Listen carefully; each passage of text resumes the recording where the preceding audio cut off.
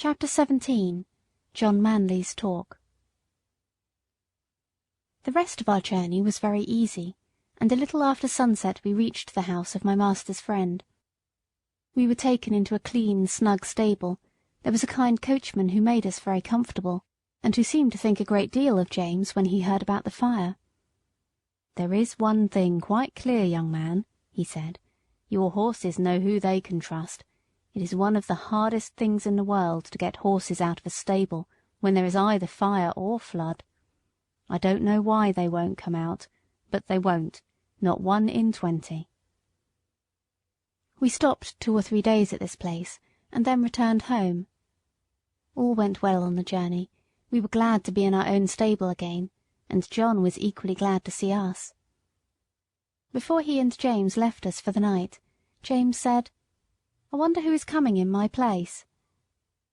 "Little Joe Green at the lodge," said John. "Little Joe Green? Why, he's a child." "He is 14½, said John. "But he is such a little chap." "Yes, he is small, but he's quick and willing and kind-hearted too, and then he wishes very much to come, and his father would like it, and I know the master would like to give him the chance. He said if I thought he would not do, he would look out for a bigger boy, but I said I was quite agreeable to try him for 6 weeks. 6 weeks? said James. "Why, it'll be another 6 months before he can be made of much use. It will make you a deal of work, John." "Well," said John with a laugh, "work and I are very good friends. I never was afraid of work yet." "You are a very good man," said James. "I wish I may ever be like you." "I don't often speak for myself," said John, "but as you are going away from us into the world to shift for yourself, I'll just tell you how I look on these things.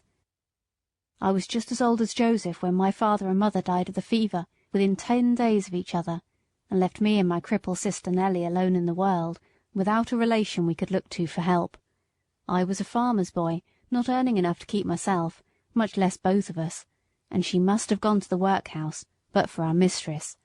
Nelly calls her angel, and she has good right to do so.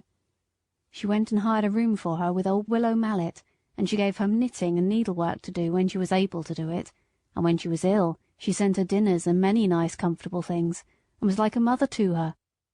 Then the master he took me into the stable under old Norman, the coachman that was then.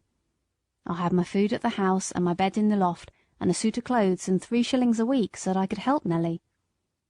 Then there was Norman. He might have turned around and said at his age he could not be troubled with a raw boy from the plough-tail, but he was like a father to me, and took no end of pains with me.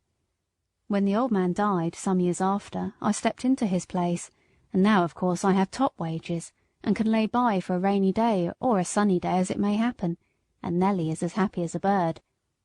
So you see, James, I am not the man that should turn up his nose at a little boy, and vex a good, kind master.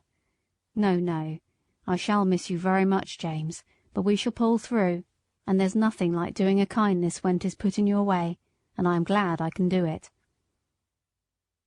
"Then," said James, "you don't hold with that saying, 'Everybody look after himself and take care of number one'?" "No, indeed," said John. "Where should I and Nelly be if master and mistress and old Norman had only taken care of number one? Why, she in the workhouse and I hoeing turnips. Where would Black Beauty and Ginger be if you had only thought of number one? Why, roasted to death. No, Jim, no, that is a selfish, heathenish saying, whoever uses it, and any man who thinks he has nothing to do but take care of number one, why, it's a pity but what he had been drowned like a kitten or a puppy before he got his eyes open. That's what I think," said John, with a very decided jerk of his head. James laughed at this, but there was a thickness in his voice when he said, "You have been my best friend except my mother. I hope you won't forget me." "No, lad, no," said John, "and if ever I can do you a good turn, I hope you won't forget me." The next day Joe came to the stables to learn all he could before James left. He learned to sweep the stable, to bring in the straw and hay. He began to clean the harness, and helped wash the carriage. As he was quite too short to do anything in the way of grooming Ginger and me, James taught him upon Merrylegs, for he was to have full charge of him under John. He was a nice little bright fellow, and always came whistling to his work. Merrylegs was a good deal put out at being mauled about, as he said, by a boy who knows nothing, but toward the end of the second week he told me confidentially that he thought the boy would turn out well. At last the day came when James had to leave us. Cheerful as he always was, he looked quite downhearted that morning. "You see," he said to John, "I'm leaving a great deal behind, my mother and Betsy and you and a good master and mistress, and then the horses, and my old Merrylegs. At the new place there will not be a soul that I shall know. If it were not that I shall get a higher place, and be able to help my mother better, I don't think I should have made up my mind to it. It is a real pinch, John." "Ay, James, lad, that it is, but I should not think so much of you if you could leave your home for the first time and not feel it. Cheer up, you'll make friends there, and if you get on well, as I am sure you will, it will be a fine thing for your mother, and she will be proud enough that you have got into such a good place as that." So John cheered him up, but everyone was sorry to lose James. As for Merrylegs, he pined after him for several days, and quite went off his appetite. So John took him out several mornings for the leading rein, when he exercised me, and, trotting and galloping by my side, got up the little fellow's spirits again, and he was soon all right.